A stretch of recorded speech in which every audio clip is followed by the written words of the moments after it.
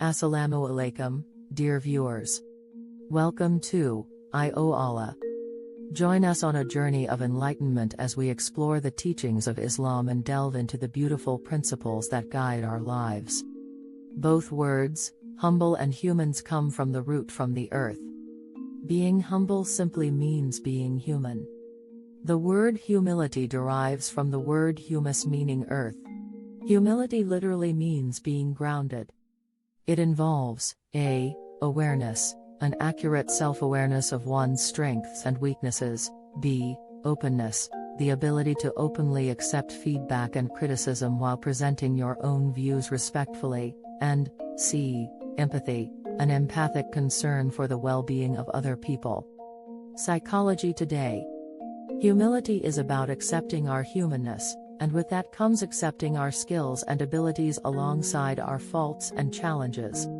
Low self-esteem is inaccurately viewing ourselves as less valuable and ignoring our worth and contributions. While arrogance, the opposite of humility, is inaccurately viewing ourselves as more valuable and inflating our achievements to think of ourselves as more worthy than other humans. True confidence creates humility because our self-worth has been internalized. When we're humble, we're realistic. We're not trying to overinflate ourselves to seem worthier or more important because we know that we already are worthy, no matter what we create or achieve.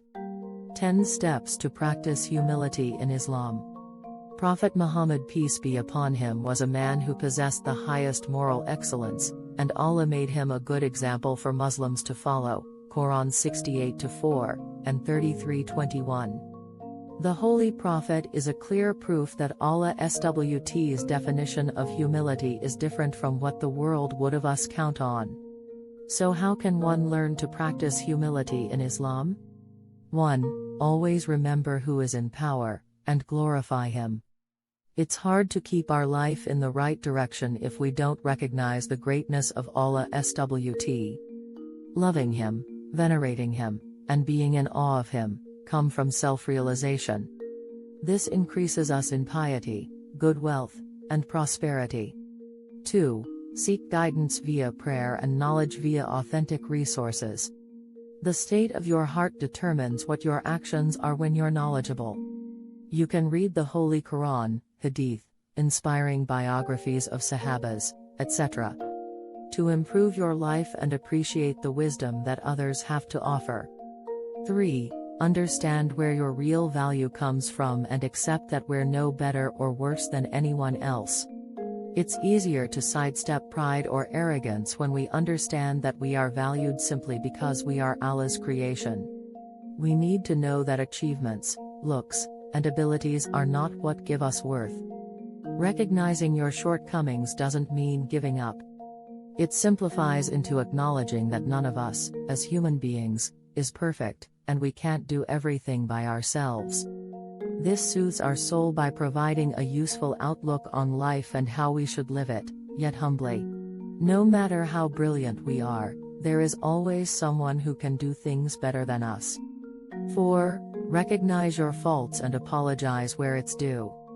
It is easier to judge others than ourselves. Unfortunately, this can cause strife within ourselves and prevent new relationships from forming.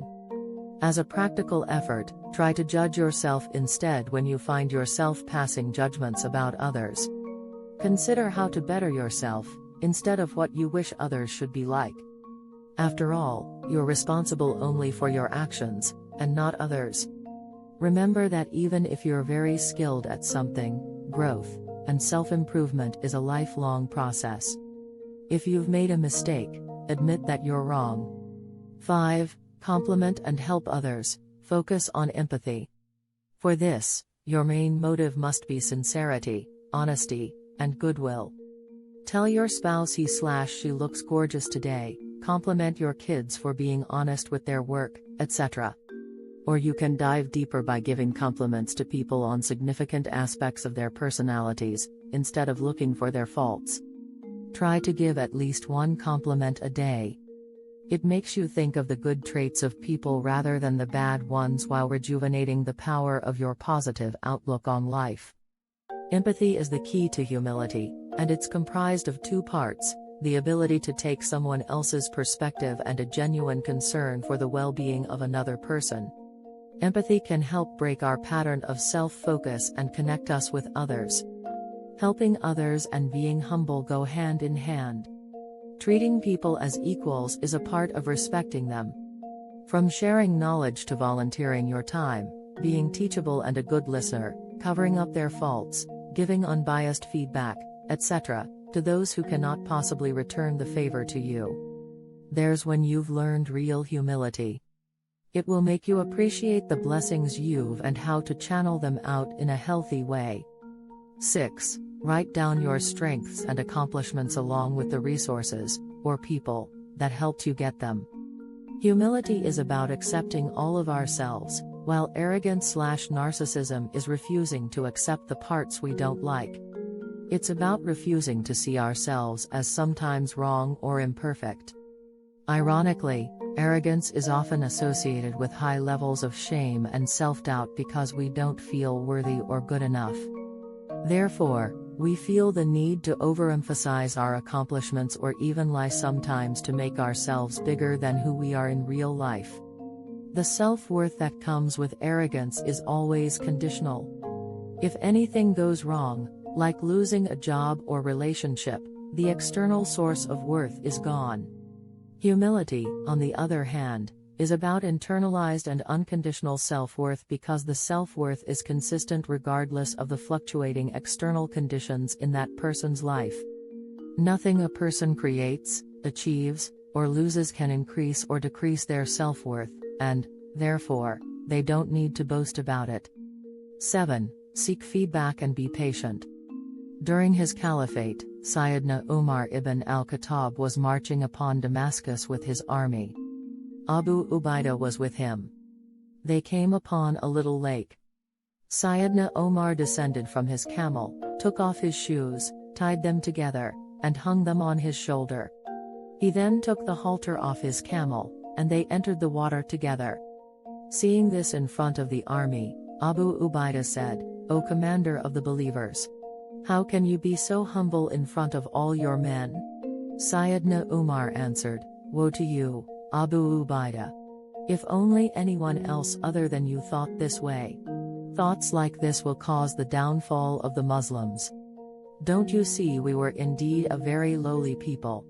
God raised us to a position of honor and greatness through Islam. If we forget who we are and wish other than the Islam which elevated us, the one who raised us surely will debase us." 8. Be grateful for what you have. Practicing gratitude is a form of worship. Instead of a constant want of more and more, learn to embrace who you are and what you've got. Even though you've undoubtedly worked hard for what you're today, you could not have achieved that without Allah's support. 9. Rejuvenate your sense of wonder.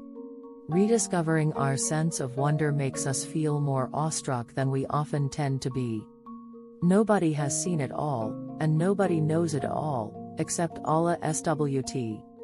Therefore, being curious like a child makes us humble from within, and all set to learn with more positivity.